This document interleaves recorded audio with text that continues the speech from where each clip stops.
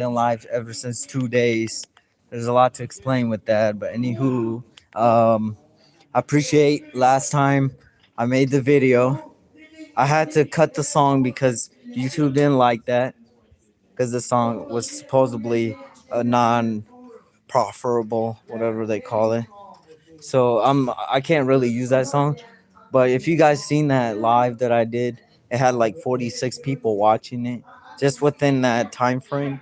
And then I think a little bit more people showed up after that because it was curious on what I was doing, which makes sense. But this topic that I'm gonna say we're talking about is we're gonna be talking about how Android's gonna change the future and what's gonna end. So pretty much what I'm saying is, what is your guys' opinion on Android? Would you guys like to go back to iPhone, Android, stuff like that? Because in the future, they both gonna have their own benefits, such as upgrades, camera quality, how often the phone is used, how long it's gonna last, and what the other futuristics it may have in the future. So, so if you guys are more interested in that, hey, I'm here to explain some stuff. I'm not. I'm still working on third party apps that are authorized because I'm not going against the grave or the law. So I should cuz like I do like apps with like PowerShell or like Kali Linux, Python scripts that may help in the future within within who knows how long. So I feel like they both I feel like they both have their own futuristics. Like I said, if you guys didn't see that previously, their own futuristics may affect how Android does in the future. So so when Android does things in the future, what do you expect that Android may have than iPhone? Is what I'm trying to figure out. And with iPhone, you get more quality, more camera supposedly, and I think other phones may have within like 8 to 10 pixels, which is terrible. Within the reason why I say Pro XL, hey, what's up? What's up? What's good? And with the Pro XL, what do you guys think of that phone? That's Google wise, because I think that Google Pro XL may change the future than Android company like Motorola, um, just other phones that may affect how things are running, sort of thing. And so one of these days, I would like to make more description on how Android's gonna change the future and how iPhone may be a little bit behind with their own futuristics, such as within iPhone, you can't really install third party apps because Apple has a certain developer thing that they don't want you to access. But on my end, I was able to get the developer mode on Apple, like on Apple iPad, iPhone. I was able to do it myself. I had to tweak it, and basically with tweaking it, it took me about an hour and roughly about an hour, almost 2 hours of figuring out what Apple has locked, sort of thing. So Apple and versus Android, I'll say is not very secure when it comes to their Lucky Patcher and stuff like that, or like Game Guardian. That's another one. If you guys have heard of those apps are like for cheating for games, and so and then they got like more apps that make cheat engine. That's mostly used on computers because what does cheat engine do?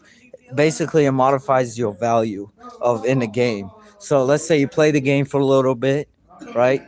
And then next thing you know, the numbers go down, like your value goes down to like 2 or 3% of what you have, and the next thing you know, you gotta do it 2 times, and then last but not least, you can put as many values as you want in the game, like Call of Duty, such as like Call of Duty is a good example because you can cheat in that game too. They say they can't really modify it, but I don't believe that. And so when I try to modify Call of Duty, I feel like it's a lot easier, and obviously there's more security with that that is not able to bypass, which I take care of that. I try to bypass like general. I try to do it with ethical, educational purposes only. This is not because I want to cheat in the game, or this is not because I want to go against what the game agreement says to not cheat, and pretty much just be ethical when it comes to, for educational purposes, be ethical but non-ethical when it comes to like playing games. And what kind of games do you guys play? Maybe I can modify those in the future. I want to know what's up, what's good. So in the chat, what kind of games you guys play? I can modify those. So Rocket League, oh yeah, Rocket League, that's nothing, bro. I can modify that. I can change the values in Rocket League with my tools that I mentioned in the video. So so Rocket League, I'll say, is a good game. I played it for about 3 or 4 years. It's a nice game. And Trail Marks, I've heard of that one. That one, I'll say that one may be a little bit difficult, but to modify because obviously how they patch the game and all that. But other than that, it shouldn't be as bad as Rocket League because Rocket League has more of a cheat code that's hidden within their game. And who wants to, hey, listen, who wants to buy stuff when you can modify it? You know what I mean? Who wants to just spend like $99 on a game, and then next thing you know, you go to the game and you could just change it to zero, and then after changing it to zero, you could just pretty much get as much as you want. But this is not just because I want to tell you guys to go do that stuff. It's just for educational purposes. I don't want nobody. I don't want nobody to uh, do it for hacking purposes. This is just to help out in the future. If you guys have any more questions on what kind of games I should do, just let me know. Comment down below on what kind of games I can modify, and I'll just keep it at that because the main purpose of modifying games is because, in my opinion, it kind of helps me out, sort of. And okay, good luck. Oh, play Roblox? Yeah, I can modify that easily. Modify Roblox to what, like 999? That's easy. Even though it's not educational, but it can be modified and then I know they got like glitching that you could do on Roblox. You can glitch it and stuff like that. But other than that, I think Roblox is very easy to modify. That's like level one of modifying a game. If you guys tell me what kind of game that's harder, I like challenges. Because Roblox, you could do wall hacks. You could do like float in the air. You could do a lot with Roblox. But sometimes it's not recommended because they check the account and they check your resources to make sure you're not actually cheating. But if it's for ethical purposes, that's educational, then it shouldn't really hurt nothing because then it knows. Fortnite?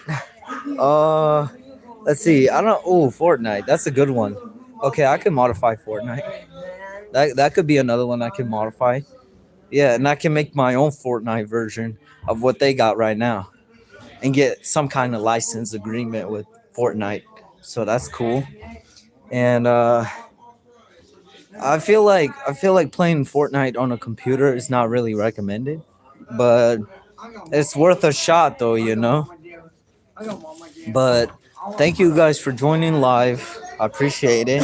I have to end this one a little bit early because I feel like I have to do other errands, have to run around, stuff like that. But I appreciate everybody for joining the live. And you guys have a good day and stay safe out there. I'm ending this live. You guys have a good one. Thank you.